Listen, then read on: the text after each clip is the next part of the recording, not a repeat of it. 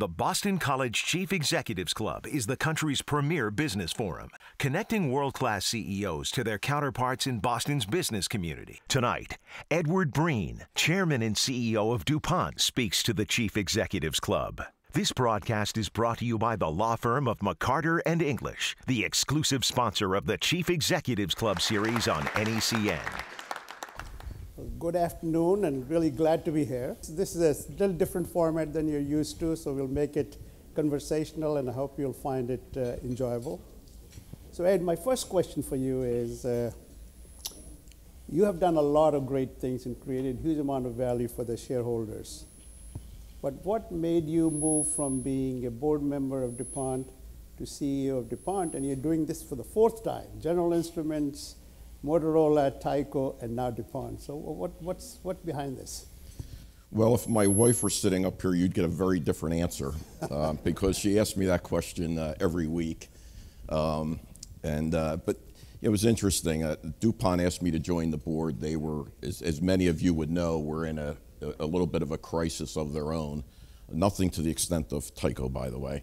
But, you know, they had a proxy fight going on, asked me if I would join to help out. And so I started going around visiting all the major investors, and I see some of you in the room here today that I visited with. And it was one of those things, I guess I could say, I started to slowly fall in love with it.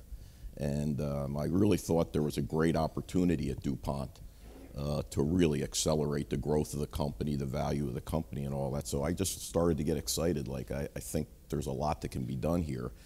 And, you know, like some of the opening comments, it's an incredible company. It's the oldest company in America. It's 213 years old. And the innovation machine at that company at Dupont is incredible.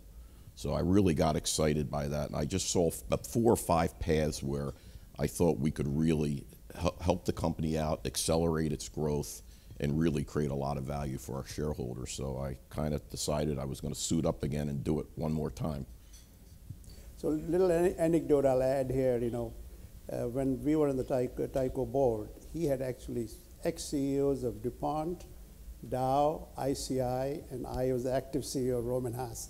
4 chemical company CEOs on his board. So I think he's very well trained and also really somebody who was absolutely a pleasure to work with as well. And as you'll get a sense of this, but it's pretty unique. So Ed, you're really known for both taking on turnaround situations in various industries, and I would say is thinking about value creation in a step change way rather than an incremental way.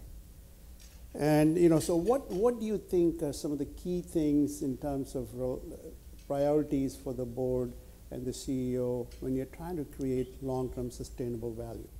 Yeah, well, Raj, I think the comment you just ended with there, it's all about long-term shareholder value, and I just feel like I'm maniacal about that with any board I've been involved in. Not short-term stuff, you know, razzle-dazzle, none of that. How are we going to create value and look back 10 years later and say we really did something very significant? And by the way, I net it down to 4 things. If a board does these 4 things well, I think you've got a great functioning board and you'll make a lot of progress. It's tone at the top. Does the board have the right CEO and management? That's critical. Do you have the right strategy that you agree with management on? And are you managing risk? And risk is way more up the ladder now than I would have said it was even 10, 15 years ago. Risk actually ends up being part of your strategy. In many cases, it develops from risk that creates your strategy and opportunity. So you've got to get those 4 things right. So you know, I think one of the things, just little math I did before I came here. So if we had invested with Ed Breen in 1997 at General Instrument to today, what do you think the $10,000 is worth? It's over $1.2 million. That's 120-fold return over this 20-year period, which I'm sure far exceeds even what Warren Buffett has done. So I think what you'll get a sense from Ed today is what it takes to really think about long-term sustainable value. So Ed, just moving on, talk about a little bit about what the board, how do the board and the CEO set the tone at the top? Well, you know, it was interesting. By the way, Tyco was a very obviously drastic situation at the time. So we did things that were more draconian than you would normally do. But I remember doing my first town hall at Tyco, and a woman stood up and said, "I'm embarrassed to wear my Tyco t-shirt to my daughter's soccer game." And it just resonated with me. Oh my gosh, this company is really in trouble, because there was no heart and soul in the company. And you know, I think it's the only time it ever been done. I asked the whole board who just hired me if they would all step down together off the board. And we created a new board in the company, and it took us 3 or 4 months, Raj, as you'll remember, and the board all stepped down. And we brought a whole new board on. And then unfortunately, maybe, or fortunately, I asked 290 of the top 300 executives to leave the company, mostly in the corporate office, because I didn't trust anyone at that point because of what had happened. So we had an instant, wow, this is a new company, it's a new day, it's new people. A lot of us were known people because we had done it before. But I thought the most important thing we did, and I still do this to this day, everyone grades their management employees on getting results. And I think that's only half the equation. I think it's results plus behavior. And so what we did at Tyco, and this started at the board, by the way, we said, when we sit down and I do a management or a review once a year, twice a year with an employee, here's how you did on results and the behaviors. And our 4 core values are what we grade people on: integrity, excellence, teamwork, and accountability. And we literally sit there and talk to every employee. We permeated through the whole company, and boy, did that change the culture. It took a few years, but everyone understood what we meant. And I'll just give you one. Teamwork is critical in a company, and a lot of people like politics and talking behind people's backs, and I don't want any of that. And you will get graded on that because you're going to be a team player, or you're just not part of this company. And so I think adding the behaviors part and permeating that down through the company was huge. I mean, I certainly witnessed it firsthand, just dealing with the management team at different levels, and as a board member, which Ed Breen and Jack Kroll promoted for the directors to go in front of the audience without their being present, without the management present, and interact with people, have a town hall to really hear from grounds up as to what the values meant in practice. It was pretty unique for its time. In my experience, Ed, the relationship between the board and the management and CEO really varies a great deal from company to company in the style of the CEO. How do you create the right kind of relationship between the CEO, management, and the board? What do you think are some of the key? Yeah, look, that's very critical, and that goes to my point about tone at the top's number one, and then do you have the right CEO and management team? So the board's got to get that right, because you can list 100 companies to me, and I'll say average CEO, great CEO, and you go look at the results. Yeah, we all know it, if you know people that run these companies. So you got to have the right person in the seat, or things aren't going to work. I think I've watched boards at varying levels do this. Some are good, some aren't. But you got to be brutally honest and open about everything. When I talk about risk, you can't hide anything. Risks are hitting all our companies, and you've got to be able to deal with it. So the way I've dealt with it over the years, and I learned this from somebody else, but I think it was one of the best techniques I ever had, was I start my board meetings, and Raj, we did this at Tyco. I just had my board meeting with Dupont yesterday. I start out and spend the first hour with just me and the board, and the 1-hour session is basically, if you wake Ed Breen up in the middle of the night and ask him what he's worried about, tell us. And I sit there and regurgitate everything I'm worrying about, what I'm thinking about, strategy-wise, risks in the company, and I literally just open kimono and I tell him everything. And it's actually kind of cathartic. It's literally the board members want to walk up to you afterward and actually give you a hug. I'm like, I didn't realize you were worrying about so much. And so it's so open and transparent that they kind of know everything. And I just think it starts, and by the way, some of the stuff I talk about during the first hour, there's going to be presentations during the day, and they're going to hear it again in more detail, but it's just a chance for them to ask me questions, really dig into it. And I just think we all have our own practices. That's my practice, and I think it's really served the board well and me well. No question about it. In fact, every board I've served on, I've taken that practice and applied there. And as you say, it's cathartic, but it is also very informative. And it's done in a way that total openness, total transparency, and I think it works very well. One of the practice I know that we instituted at Tyco and other places is board having a couple of 3 objectives. every year, in addition to doing the normal things. And I think that's a good way for board to assess itself as to how they're doing. How do you ensure that the board is getting it done in terms of strategy? You said, strategy is now becoming a very key component of what the board's responsibility is. Yeah, first of all, boards better spend a lot of time on strategy. And since Sarbanes-Oxley, which I'm not opposed to, and all the stuff you got to check the box on, you got to be careful. I make sure every board meeting there's a couple hours laid out just talking about strategy. So we know we have the time, and we're going to really spend the time on it. And I do phone calls, as you know, between board meetings, and usually that 1 hour phone call is about strategy, something going on. So the board's up to speed by the time they get to the board meeting. We're not starting everything from the start line.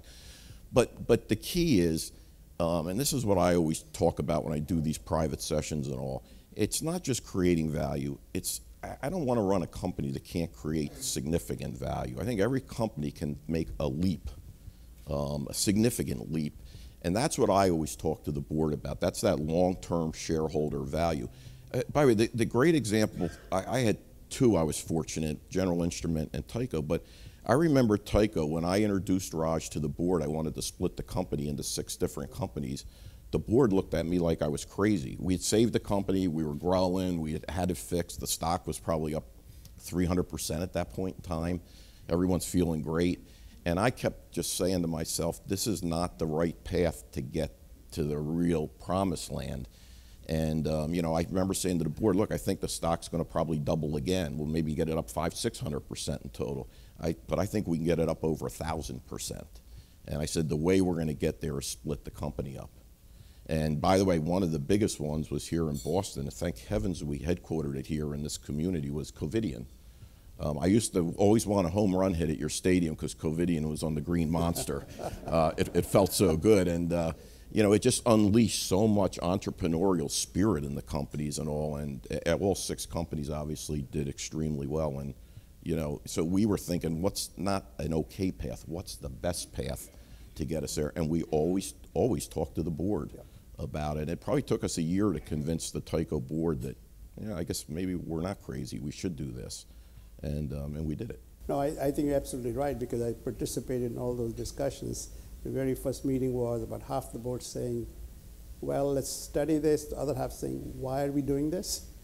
To really getting all the external input, management's best expertise and ideas, and having a thorough discussion. And you're right, I think it took us about 9 months or a year of multiple discussions to come to the conclusion that that was the right future for each of the businesses to be more focused and be able to invest in the space that they invested in and do the thing they needed to do. Yeah, and it was interesting. It didn't suit me well because I was working my way out of a job. Yeah.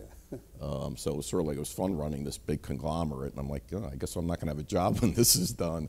But it was the right thing to do, and so we did it. So I think the other one you mentioned, that risk now is almost becoming at a higher level priority for the board, given the rapid changes that are taking place and what technology is driving. So how does board and the management kind of deal with this risk? Yeah, I'm really big on this risk thing, and I present it to the board twice a year. We do a whole study in the from divisions and then at corporate, and put it together and put the top 10 risks that the company is facing. And we talk to the board about each one of them, what we're doing to mitigate it. But here again, you got to be brutally honest about it, because you got to put the real things on there. It's not, a recession could happen and we won't grow. And forget that stuff. What could really, I always said to the management team, what torpedo could hit the ship and sink us? That's the risk I want to talk about. And so we talked to the board all the time. And risk ties closely to strategy, because I've made more big decisions because of a risk than I did because it was just a proactive strategy. And in my career, I'll tell you, when I ran General Instrument, we had this little company. We grew it into something very, very significant. We did have 70% of the set-top box market. I always like looking at people's TVs when I walk in their house because it felt so good. And we were growing like a weed. Our market value was shooting up. And I went to the board and I said, within about 5 years, this product is going to get commoditized. And I said, nobody knows it, but we know it. And I said, that's a problem. So we either got to divert path or do something else. And that led to when Motorola offered to buy the company for $18 billion, which back then was the largest technology deal done. That's back a ways, almost 20 years. The board had no issue whatsoever. We had debated this risk so much, they were like, my gosh, we just hit a grand slam. And so they were so up to speed on everything. And I'll give you the Covidien example again. It was such a great one. We wanted to add to Covidien. It was going to be, I thought, our most valuable company, but we needed to do acquisitions. And we had a multiple on our stock, a good multiple, but we were an industrial multiple, 16 times, 17 times. Covidien should have had a 22, 23 multiple. We couldn't buy companies with stock. And we wanted to buy some where you couldn't use all cash. And we were, that was a dilemma, and that was a risk to really the health of our biggest, what I thought was going to be our biggest division. That was laid into the strategy, as you know, of, well, maybe we ought to split this thing up and let Covidien have its own capital structure, its own multiple. And by the way, Covidien, as you all, if you followed it, started doing acquisitions, took their R&D spending up, and we just sold it, I don't know, last year to Medtronic for $50 billion. I mean, the other side of this was TE connectivity, where the electronics industry was moving to Asia, needed a lot of restructuring and investment, and as an independent company has done exceptionally well. Had it been part of a conglomerate, it wouldn't have gone to where it did and how well it's done. So I think one of the, you have managed and led companies in different industries, but most of them have had technology at the base of it. What are the things that are important when you are leading a company that is science and engineering? What are the things that you watch out for or you focus on? Yeah, well, this is a big thing at Dupont because the heart of the company is it's an innovation machine and it's unbelievable.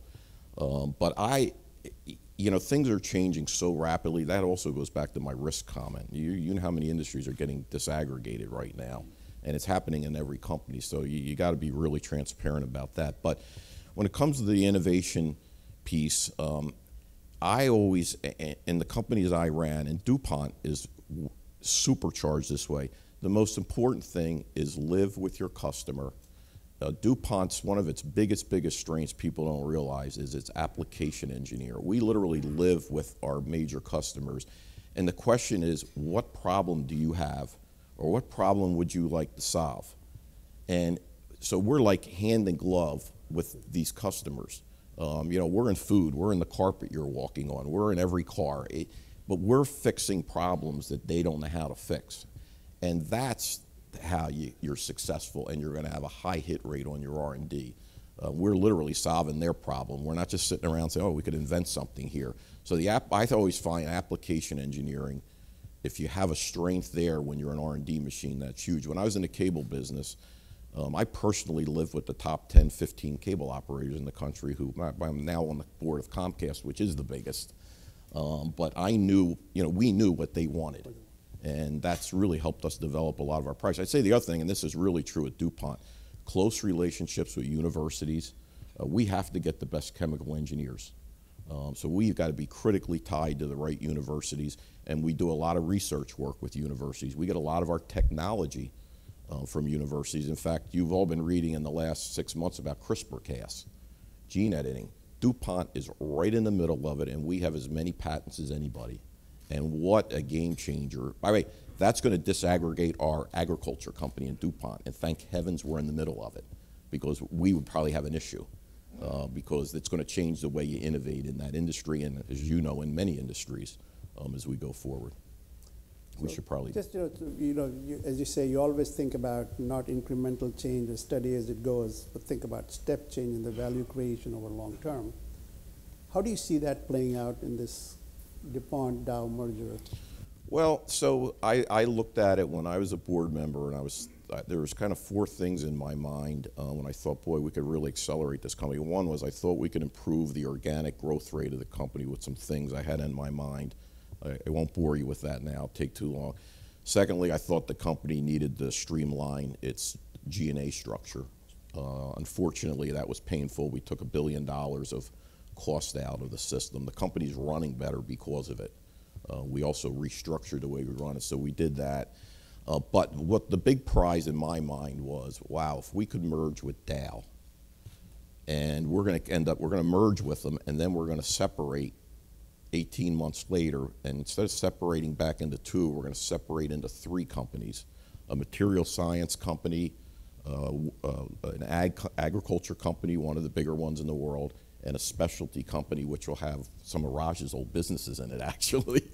And I think that's a better way to organize it. It's going to create more value. They're each going to have the right balance sheet for their businesses so they can grow and do their thing. And we're going to set them up with a great, great capital structure, and just move on. And I think it'll be good. And by the way, I'm not a one-year guy. I think long term, but our stock's up 60% since we did all this from a year ago. So I think the marketplace, and some of you investors in the room are like, I think it's a pretty good strategy. Now there's a lot to execute in the next 2 years, but I think there's going to be really three great companies come out of this. I agree with that. I think. What do you think, Ed, with these big changes that are taking place in the current environment, whether it's geopolitical or economic? What is the expectation, the priority should be for a business leader today? Well, look, the world is different than when I first was a CEO 20-some years ago. I mean, it's just the pace is faster, change is faster. I think there's more risks hitting all of us. So back to my comment, being really open about what they are and how you're going to deal with them. Every CEO you talk to says, I'm worried about things, usually because of the Internet of Things. Something's changing their business model. And by the way, it might be, much of it can be very helpful and the right thing. As I said, CRISPR-Cas technology is going to change the whole ag industry. 5 years ago, not too many people would even have thought of that. And if you weren't on top of it, you would have never seen that. So the pace is very different. I'd say the other thing, the relationship with investors is very different. Everyone always asks me about the activist thing, because we had an activist, and still do, by the way, in Dupont. I think every investor's become an activist nowadays. They're very strong, opinionated. By the way, they'll team up with activists, maybe quietly. So I view them all as very active, and I think that's very different than 15 years ago. And I don't think that's a bad thing either. You have to be out there today if you're running a company. Probably you have to be out there talking to your investor base, and their input is very valuable. There's 10 people own half your stock.